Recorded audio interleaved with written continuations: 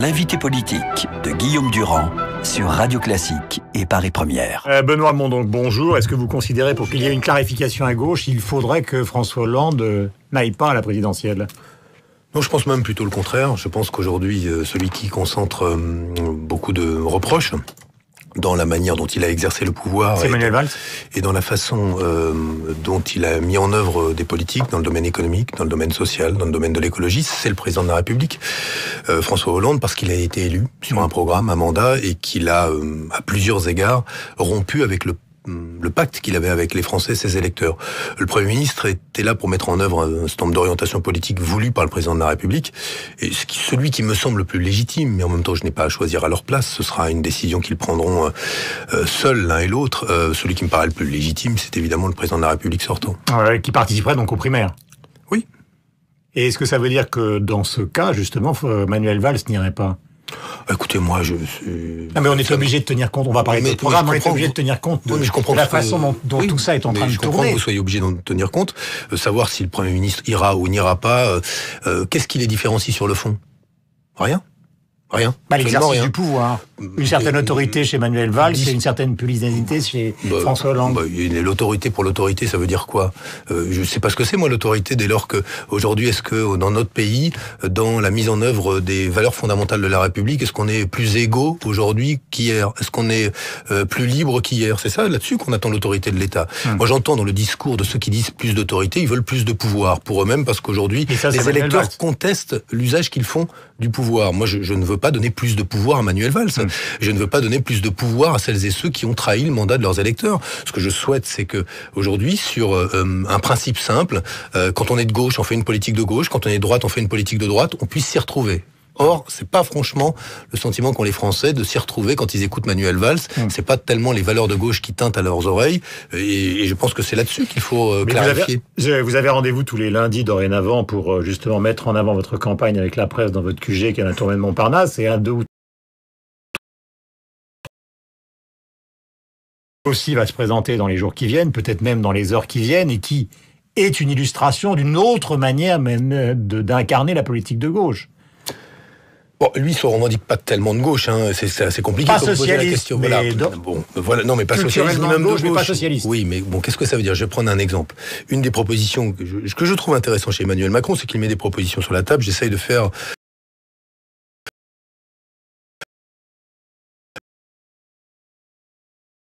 face à la souffrance au travail, au burn-out, il faut pouvoir permettre à des gens de démissionner, d'être indemnisés du chômage. Je lui dis que c'est une forme déguisée aujourd'hui de réponse patronale à une question centrale qui est la souffrance au travail. Si demain vous donnez la possibilité aux gens d'être indemnisés et de démissionner quand ils sont victimes de souffrance au travail dont est responsable, vous exonérez de toute responsabilité le management de l'entreprise, la manière dont une entreprise n'est pas bienveillante à l'égard de ses salariés. C'est un choix de changer de boulot. Mais d'accord, mais quand vous êtes aujourd'hui en burn-out, en dépression, la réalité, ce que vous voulez, c'est que d'abord sortir de cette maladie et éviter que ce qui est responsable de cette maladie, c'est-à-dire une organisation du travail, persiste. Et c'est pour ça que moi je souhaite que sur ces questions-là, le burn-out, le syndrome d'épuisement professionnel, soit reconnu comme une maladie professionnelle de façon à responsabiliser les entreprises. Donc il y a une manière un peu déguisée de répondre de gauche à un vrai problème, la souffrance au travail, puis une manière assez, on va dire, frontale, qui est la mienne, qui est de regarder là où sont les responsabilités, surtout face à un mal qui est celui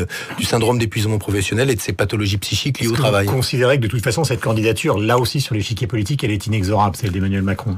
Vous avez une perception ? Oui, j'ai une perception, je la crois certaine. Cette candidature est depuis longtemps. On dit demain, dans la semaine... Je m'en moque. Ça, de ce point de vue, je ne peux... Pardonnez-moi, mais est-ce qu'à ce moment-là, vous regrettez, puisqu'il le dit depuis le début, qu'il ne soit pas question qu'il passe par les primaires socialistes, considérant que c'est l'affaire des partis, et que les partis, c'est cuit, c'est fini ?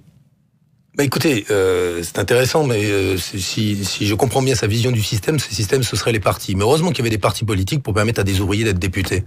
Heureusement qu'il y avait des partis politiques pour permettre à des gens qui n'étaient pas très diplômés, à qui on a ouvert toutes les portes, de pouvoir justement gravir des échelons, se former. Ça s'appelle la République. Et ça s'appelle la démocratie. Donc je pense que autant on peut mépriser les appareils quand ils tournent le dos aux électeurs, autant je pense qu'il ne faut pas mépriser les partis politiques parce qu'ils sont les conditions de l'exercice de la démocratie.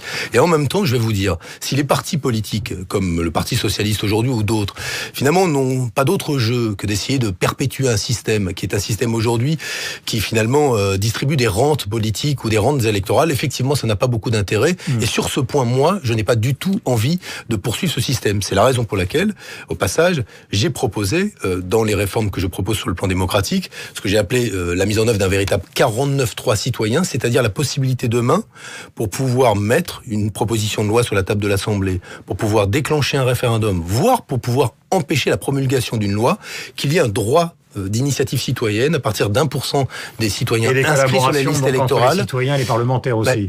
Oui, plus que ça, dans la fabrication de la loi, et y compris dans le budget de l'État. Vous savez, aujourd'hui, on peut imaginer que les budgets soient participatifs, comme pour la ville de Paris. Pourquoi demain ne pas réserver une mission du budget de l'État de 5 milliards d'euros, sur laquelle on dépose des projets, on les évalue, et on fait voter les Français. Quelle est la fondamentale différence entre vous, Arnaud Montebourg ? Je crois que c'est un rapport au productivisme. Moi, je ne fais pas partie de ceux qui pensent aujourd'hui que la croissance économique est un but en soi. Je pense que certains secteurs, il faut faire de la croissance dans le domaine de l'éducation, de la santé, des énergies renouvelables, dans d'autres moins. Et je pense que ce rapport à la croissance, il y a une très belle phrase d'un économiste américain, Kenneth Boulding, dans les années 60-70, qui disait « Ceux qui croient en une croissance exponentielle infinie dans un monde fini sont soit fous, soit économistes. » Et bien, quand on voit le prix aujourd'hui sur le plan environnemental et écologique ou sur le plan social qu'il faut payer pour obtenir 0,1 point ou 0,2 points de croissance supplémentaire, il faut peut-être s'interroger sur le modèle de développement qui est le nôtre. Tout ce que l'on produit est superflu. Il faut créer de la richesse. Et justement, et on a pour ça une formidable opportunité, ça s'appelle la révolution numérique. La révolution numérique, elle nous amène à faire quoi ? À faire en sorte qu'on produit tout ce dont l'humanité a besoin avec de moins en moins de travail humain. Eh bien, réfléchissons à ces aux États-Unis un chômage considérable. Il est à 5%. Mais dans un certain type de travail. Mais chez nous aussi.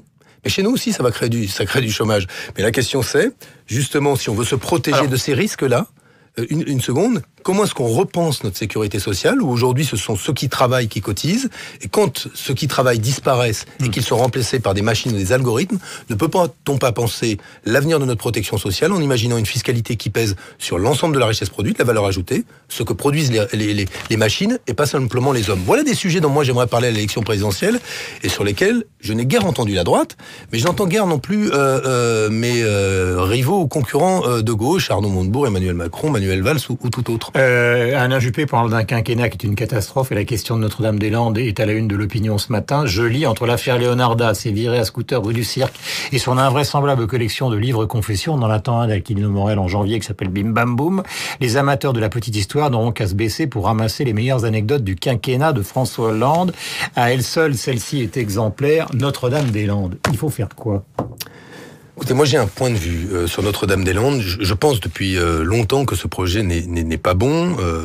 La rapporteure de la Cour administrative d'appel de Nantes, oui, je sais qu'il y a une décision de justice, a bien indiqué, mais ce qui était intéressant dans ce qui était le point de vue de la rapporteure, c'est qu'elle indiquait qu'il y avait effectivement mauvaise prise en compte des risques qui pèsent sur l'écosystème avec la construction de cet aéroport, qu'on n'a pas été au bout de la manière dont on aurait pu, à partir des infrastructures existantes, agrandir l'aéroport existant. Et quand nous avons là un point de fixation et une crise qui me semble conduire à l'épreuve de force, que manifestement souhaite Manuel Valls, cette épreuve de force. Que souhaitent les zadistes aussi. Nicolas Sarkozy a parlé justement d'un certain nombre d'associations qui, en plus des associations qui étaient internationales, financé parfois d'étrangers qui occupent le terrain. Je ne suis pas naïf sur le fait qu'il y a des gens qui poursuivent un autre objectif que le simple fait de défendre l'écosystème de Notre-Dame-des-Landes, et qu'il y a des gens qui veulent abattre le système tel qu'il est, etc. Un certain nombre de mouvements de l'ultra-gauche. Mais c'est pas ça dont on parle là. La question c'est, est-ce que cet aéroport, dont la ministre de l'Environnement elle-même dit qu'il n'est pas d'intérêt général, qu'il menace l'écosystème, si l'expertise... Je suis bien d'accord avec vous. Mais moi, nous avons une décision de justice sur des arrêtés. Sont-ils légaux ou pas ? La question c'est, au regard de l'expertise que l'on a, est-ce bien pour notre environnement et en a-t-on besoin aujourd'hui ou pas ? Mon point de vue, c'est non. Oui, mon point de vue, c'est non. Voilà, j'ai un point sur le plan légal. Mais moi, mon point de vue, c'est non. Mais après, effectivement, il y a des décisions de justice. Moi, j'encourage maintenant le Premier ministre, plutôt que de jouer l'épreuve de force, d'essayer de trouver des solutions qui nous permettent, cette fois-ci, d'aller dans le sens de l'intérêt général. À mes yeux, l'intérêt général, ça reste la planète. Benoît Hamon était l'invité donc de la matinale de Radio Classique ce matin. Je rappelle qu'il est candidat évidemment aux présidentielles et aux primaires donc de la gauche. Merci, bonne journée à vous. Merci, il est 8h27. Nous avons rendez-vous dans un instant avec la revue de presse de Michel Grossior et puis on retrouvera les éditorialistes juste après. Le rappel des titres de Sophie Paolini. Bienvenue à vous si vous nous rejoignez simplement maintenant.